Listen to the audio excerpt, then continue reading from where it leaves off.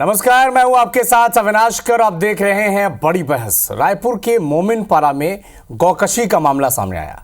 सूचना मिली तो पुलिस मौके पर पहुंची और एक घर पर छापेमार कार्रवाई की, जिससे मौके से बड़ी मात्रा में गौमांस मिला है।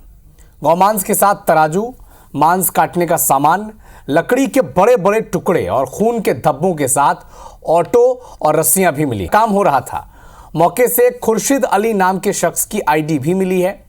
घर से 2-3 डायरियां मिली हैं। अब डायरियों में क्या है? डायरियों में है लेन देन, खरीदने बेचने वालों के नाम है, कितना मांस बेचा जा रहा था उसका वजन है, और रेट लिस्ट भी है कि कितने रुपए में यह गौमांस बिक रहा था। तो इस मामले को लेकर गुस्साए गौ सेवकों ने अब चक्का जाम कर दिया।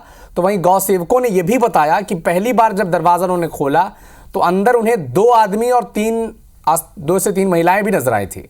लेकिन जांच जब हो रही थी तब अचानक से पावर कट वहां पर हो गया, बिजली गुल हो गई और 4 से 5 लोग पिछले के दरवाजे से फरार हो गए। लेकिन अवशेषों से स्पष्ट है कि गौकशी तो हुई है। देर रात पुलिस ने एक आरोपी को हिरासत में ले लिया और आज अलसुबह 4 लोगों को पकड़ लिया, जिसमें 2 महिलाएं शामिल हैं। कानूनी कार्रवाई के लिए जो मीट का सैंपल है, मांस का सैंपल है, उसे जांच के लिए लैब भेजा गया है। अब देखिए कुछ प्रतिक्रियाएं हैं, वो भी आप सुने। तो प्रतिक्रियाएं हैं लोगों की और पुलिस की, जरा सुने आप उस पर।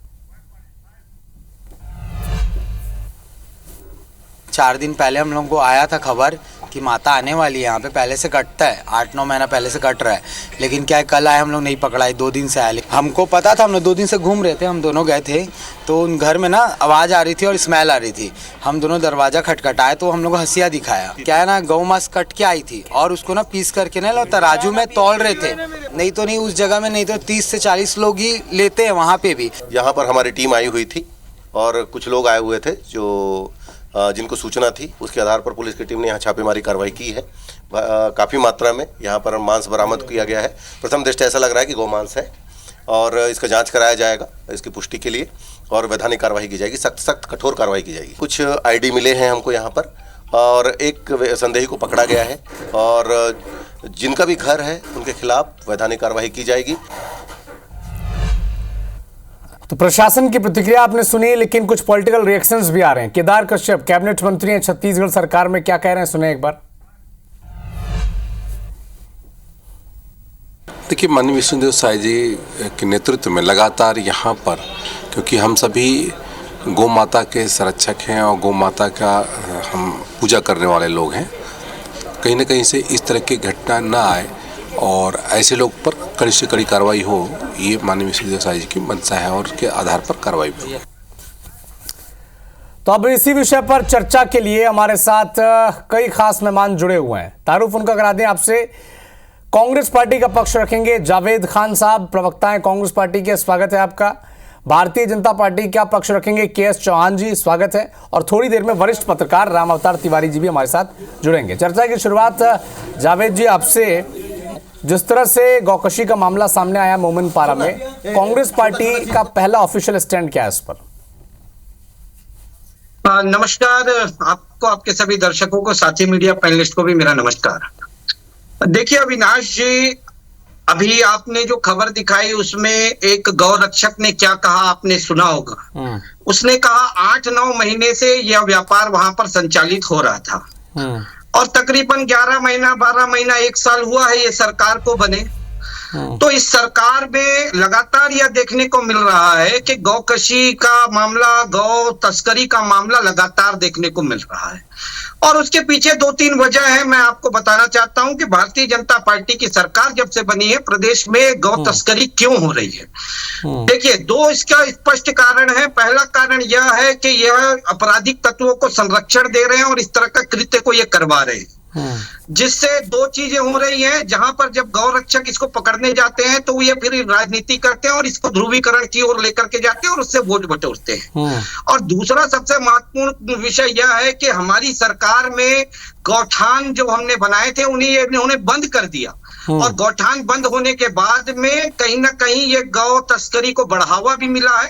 इन्हें इस पर विचार करना चाहिए, गौठान योजना को फिर से आरंभ करनी चाहिए। स्पष्ट यह साफ दिख रहा है, जहां वहां मौके पर पहुंचे हुए लोग ये कह रहे हैं कि 8-9 महीने से यह हो रहा है, तो विष्णुदेव साय सरकार को इस पर गंभीर चिंतन करने की आवश्यकता है और जो दोषी हैं उन पर कठोर कार्रवाई करने की आवश्यकता है। इसमें लिपापोती नहीं होनी चाहिए, क्योंकि यह देश की भावनाओं से जुड़ा हुआ विषय है। हमारी सरकार में ऐसे कृत्य नहीं होते थे। ठीक है जावेद जी, मैं आपके पास आऊंगा, लेकिन के.एस. चौहान जी हमारे साथ भारतीय जनता पार्टी के प्रवक्ता जुड़े हुए हैं। के.एस. चौहान जी, लगातार आप दावा करते हैं कि पेट्रोलिंग बहुत अच्छे से हो रही है, गश्त किया जा रहा है, फिर बॉर्डर से या दूसरे राज्यों से ये सब छत्तीसगढ़ की सीमाओं के भीतर आ कैसे रहा है, और जो स्थानीय लोग वहां पर कह रहे हैं कि पिछले 8-9 महीने से सब कुछ चल रहा था, सूचना भी दी जा रही थी, एक्शन नहीं हो रहा था। देखिए अविनाश जी, जो पतीला गर्म रहता है ना, बहुत देर से गर्म रहता है ना, वो एकाएक ठंडा नहीं हो जाता है कि 3 दिसंबर 2023 को हमने ठंडा कर दिया। इनके लिए होगा, गंगा एक नदी होगी, लेकिन हमारे लिए माँ है। इनके लिए गाय क्या बोलते हैं, मवेशी होगी, लेकिन हमारे लिए एक माँ है। और हम इस चीज को कभी भी बहुत ही गंभीरता से लेते हैं और हमेशा बात उठाते रहते हैं। रही बात कि ये 3 दिसंबर 2023 से चालू नहीं हुआ है, ये कई दिनों से चल रहा है। और उसके बाद संरक्षण किसका था? ये ऐसा नहीं बोल रहे कि हमारे कार्यकाल में नहीं होता था। आपके कार्यकाल में होता था, लेकिन उजागर नहीं होता था, ये बोलिए। दूसरी बात, आज मैं ये बोलना चाहता हूं कि हैदर अली जिसको प्रेसिडेंट बनाया गया है, किसने बनाया है? हम क्या सब जानते नहीं है किसने बनाया है? अनवर ढेबर के कट्टर समर्थक है। अनवर ढेबर किसका कट्टर समर्थक है? भूपेश बघेल का। भूपेश बघेल किसका कट्टर समर्थक है? सोनिया गांधी का। तो हम कुछ जानते नहीं है। और ये किसके संरक्षण में चल रहा था, किसके संरक्षण में नहीं चल रहा था, हम कुछ नहीं जानते। और दूसरी बात, ठीक है के.एस. चौहान जी, ठीक है, कुछ सवाल हैं जो पूछे जाएंगे आपसे कि अगर आपको पता है कि किसका संरक्षण इन्हें था और किन लोगों के संरक्षण में सब कुछ हो रहा था, तो आपने अब तक एक्शन क्यों नहीं लिया? सवाल आएगा आपके पास। लेकिन हमारे साथ वरिष्ठ पत्रकार राम अवतार तिवारी जी जुड़े हुए, बहुत बहुत स्वागत है तिवारी जी आपका। अब देखिए, पेट्रोलिंग का दावा और सब कुछ हो रहा था, लेकिन जो मोमिन पारा में सामने आया जो मामला, जो चीजें वहां पर से मिली हैं, इसे आप कैसे देखते हैं प्रथम दृष्टया? पहला तो ये अपराध है, जघन्य अपराध है। दूसरा जो है 20 शहर में चल रहा था, ये 20 शहर में चल रहा था, तो एक तरह से कानून नियम तो इसके हैं, वो चुनौती दे रहे हैं कि 20 शहर में इनके नियम कानून है, उस नियम कानून का उल्लंघन हो रहा था। पहली बात, ये चल रहा था, तो उसको जिस तरह से एक गिरोह है जो सामने आ रहा है रिपोर्ट में, तो और लोगों को पकड़े जाने चाहिए, कार्रवाई होनी चाहिए, तब सही तरीके से ये चीज़ रुकेगा। ज़्यादातर हम देखते हैं कि इस तरह के मामले में जो दोषी लोग हैं वो मिली भगत रहती है उनकी पुलिस से, या उस तरह के और जो कानून नियम है उसके लोगों से मिली भगत के बाद ये व्यापार लंबे समय से चलता है और संरक्षण रहता है।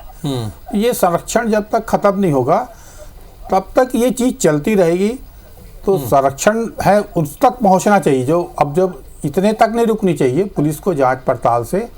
इसके बाद कौन कौन लोग हैं, इसका और पर्दाफाश होगा तो बहुत चीज़ें सामने आएगी कि किस तरह से कब से चल रहा था, कौन कौन और लोग हैं। ज़्यादातर ये जो बॉर्डर के इलाके में है वो ज़्यादा चल रहे हैं, तो जो आदिवासी इलाके हैं, जो नक्सल इलाके हैं, जो पहाड़ी इलाके हैं, उन इलाकों में जो सीमा से लगे हुए हैं छत्तीसगढ़ से, उन जगहों में चलता है। अब 20 शहर राजधानी में और घने बस्तियों में इस तरह से चल रहा है, मतलब ये लोग बेखौफ हैं, ये नजर आता है इससे। ठीक है जावेद खान जी, आपने कई गंभीर आरोप लगाए जब आपने ओपनिंग स्टेटमेंट रखा अपना भारतीय जनता पार्टी की सरकार पर और प्रशासन पर भी। मैं आपसे ये समझना चाहता हूँ, आपने कहा कि हम जो स्थानीय लोगों की प्रतिक्रिया सुना रहे थे वो कह रहे थे कि 8-9 महीने से ये सब चल रहा है लेकिन कार्रवाई हुई नहीं। लेकिन उनमें से एक व्यक्ति ये भी थे जो ये कह रहे थे कि हैदर अली नाम के एक व्यक्ति हैं जो कांग्रेस के नेता हैं, जो पार्षद का चुनाव लड़ चुके हैं, टिकट पर हार चुके हैं, और वो ये सब करवा रहे हैं, संरक्षण उन्हीं का है और उन्होंने हमला भी किया है स्थानीय लोगों पर, ये तो स्थानीय लोग भी वहां पर कह रहे हैं। तो अब इस गौकशी से कांग्रेस का जो कनेक्शन सामने आ रहा है उस पर आप क्या टेक है आपका? देखिए अविनाश जी, मैं आपसे तो निवेदन करूंगा कि कम से कम आप भारतीय जनता पार्टी की तरह या हर चीज में कांग्रेस का एंगल मत ढूंढिए। ये भारतीय जनता पार्टी का काम। ठीक है जावेद जी, सबसे पहले ठीक है जावेद जी, सरकार में आए हैं। देखिए जावेद जी, आपने अब आरोप लगाए तो आप इसका जवाब भी सुन लीजिए। ठीक है, आपने जब प्रतिक्रिया हमने सुनाई, ठीक है, मैं पीसीआर से पहले अनुरोध करता हूं कि वो प्रतिक्रिया सुनाए जिसमें स्थानीय लोग क्या कह रहे हैं, उसके बाद जावेद जी का जवाब दिया जाएगा।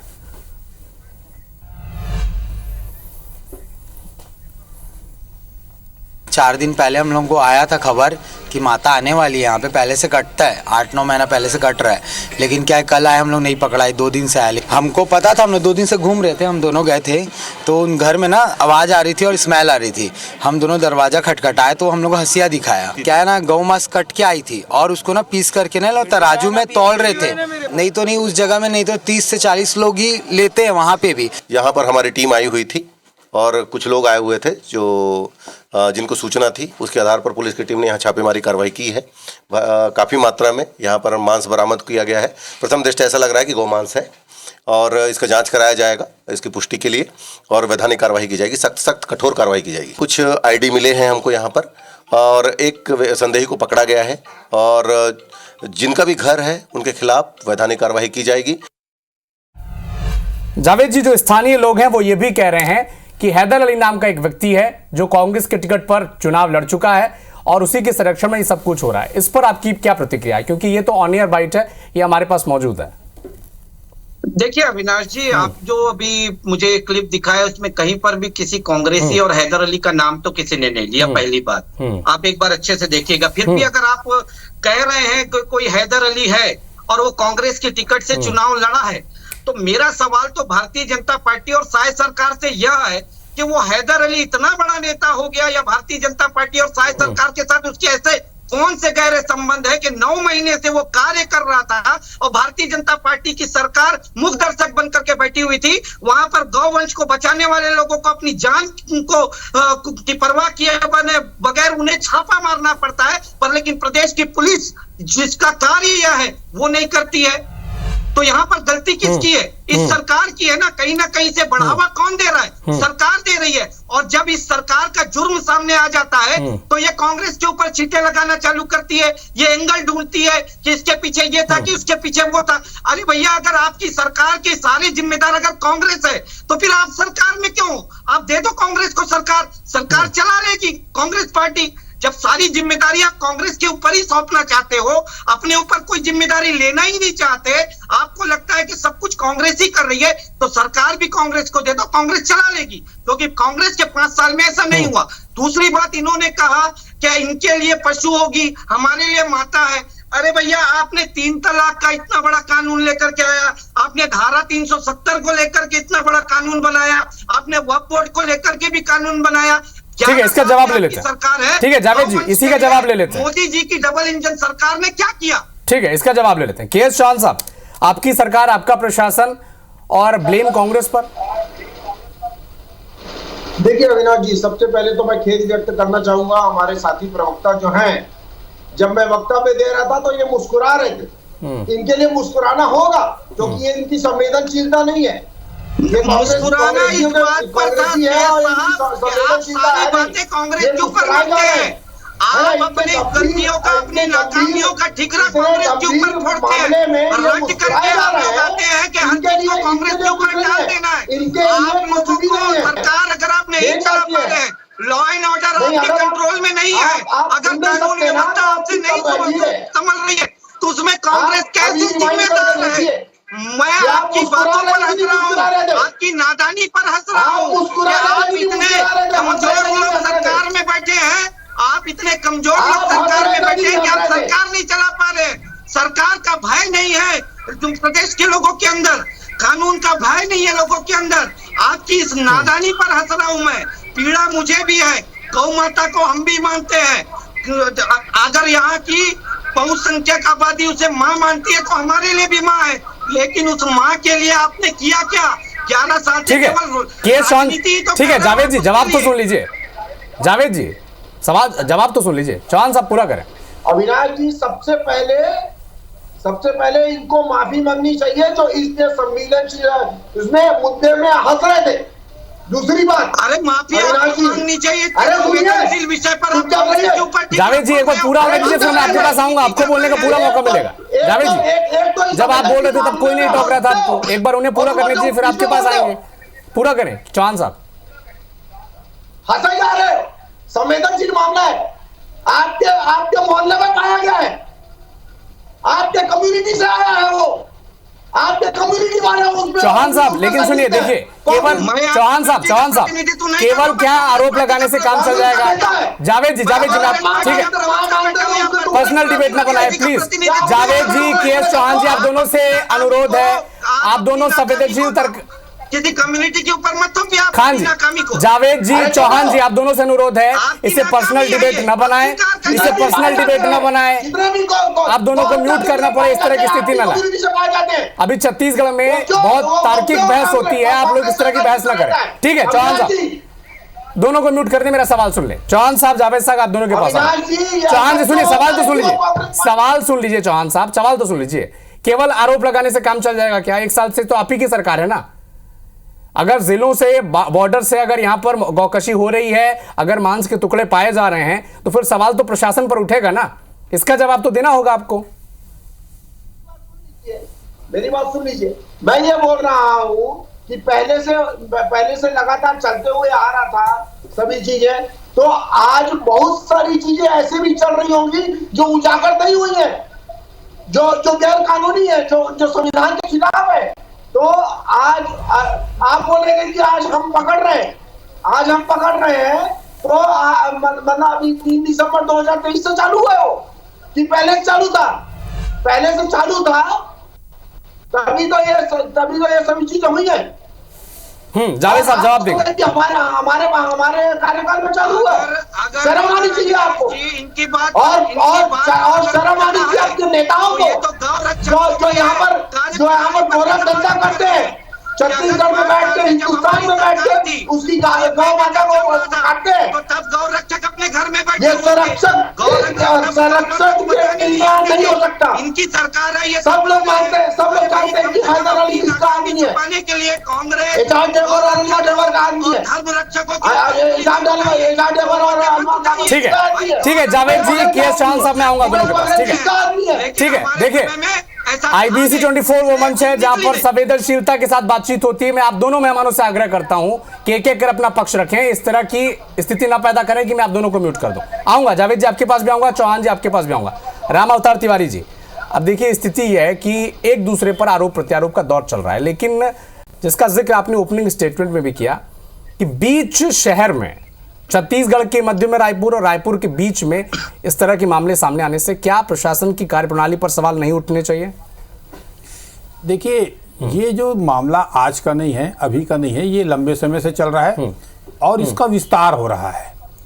इसका विस्तार क्यों हो रहा है, क्यों ये नहीं रुक पा रहा है? कानून पहले से बने हुए हैं, उन कानूनों का पालन नहीं हो रहा है। और जब अब तो हिंदुत्व की सरकार है और गाय को लेकर चाहे पिछली सरकार हो या इस सरकार हो, दोनों संवेदनशील हैं, नीतियां बनाई हुई हैं, उसके बावजूद भी ये धीरे धीरे विस्तार हो रहा है। ये गहन चिंतन का विषय है और करने वाला कोई एक वर्ग का भी नहीं है, अलग अलग वर्गों के। कई जगह तो ये खबर आती हिंदू भी हैं और अलग अलग लोग हैं जो आते हैं, जो काम कर रहे हैं। उन जो काम कर रहे हैं उनको भी सोचना पड़ेगा कि समाज को जो इस तरह से दिनों दिन जो है, जो विदेश की बात अलग है, विदेश में तो और चीजों को भी खा लेते हैं, यहाँ पर जो गौ माता है, पूजनी है, जिनके अनेक लाभ हैं, इतने ज्यादा गाय की मूत्र को, गाय के गोबर को लेकर, हर चीज को लेकर, संवेदन की पूजा को लेकर उनके मिलने वाले आशीर्वाद इतने सारे हैं, उसके बावजूद मैं आपके पास आऊंगा, कहीं न कहीं पर ये संवेदनहीनता जो आ रही है, ये बड़ा चिंता का विषय है, बिल्कुल चिंता का विषय है। जावेद खान जी, वो प्रतिक्रिया हमारे तक आ गई है, आप एक बार सुने इसे।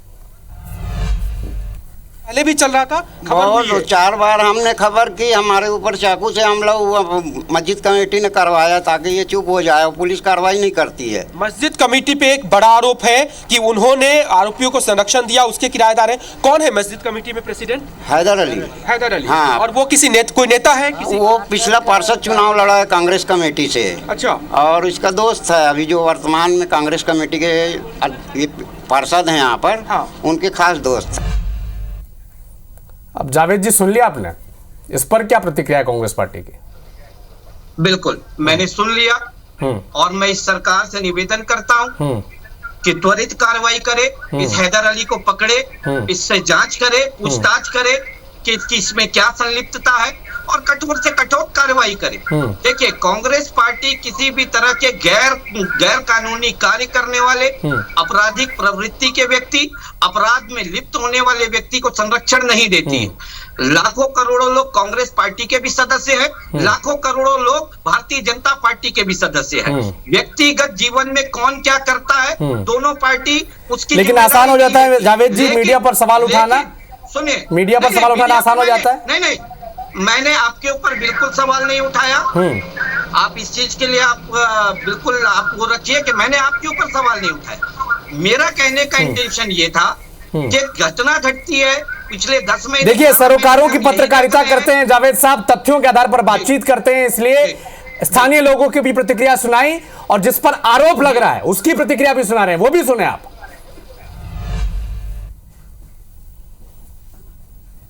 मैं मस्जिद कमेटी का अध्यक्ष, तो मस्जिद का काम मैं पूरा देखता हूँ। और ये जो मेरे खिलाफ षड्यंत्र पूर्वक ये जो बयान चल रहा है, ये बेबुनियाद है और इसका मैं घोर निंदा करता हूँ। भाई, मैं सभी समाज के साथ मेरा उठना बैठना है और मुझे जानकारी मिली कहाँ क्या हो रहा है। मैं मस्जिद का कार्य बहुत बखूबी अच्छे से करता हूँ और ये जो लड़के का मैं स्टेटमेंट देखा जो मेरे खिलाफ बोल रहा है, वो नशे का बहुत आदी है।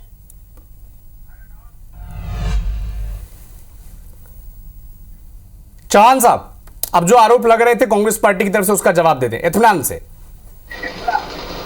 देखिए, जब भी आरोपी के ऊपर आरोप लगेगा, वो तो ये नहीं बोलेगा कि मैं गुनहगार। और इतना गंभीर आरोप लगा है, वो तो जांच अभी होगी और उसको पकड़ा जाएगा। नहीं, कांग्रेस पार्टी तो ये भी आरोप लगा रही है कि आपके प्रशासनिक फेलियर का नतीजा है ये कि शहर के बीचों बीच गौकशी हो रही है। देखिए, पहले भी मैं बोल चुका हूँ अविनाश जी, ऐसा नहीं है कि 3 दिसंबर 2023 के बाद पूरे अपराध चालू हो गए हैं। ऐसा नहीं है, ये अपराध पहले से होते हुए आ रहे हैं और हमारा काम है जो अपराध उजागर होते जा रहे हैं उसको रोकना।